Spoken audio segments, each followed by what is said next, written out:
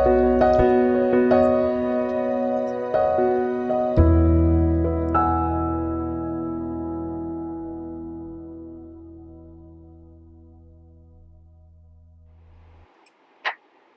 y'all.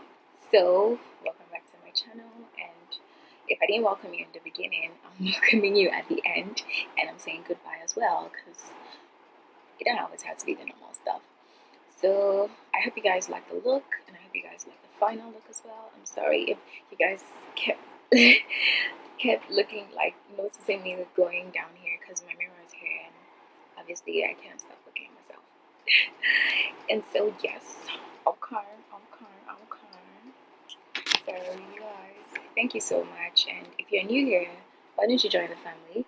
And if you're old here, thank you for always coming back. I appreciate every single thing, and I love you guys so much.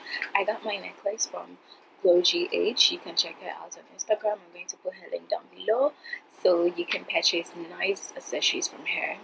So ciao guys, and be safe, be healthy, drink water, mind your business, and do stuff like use this period to be productive.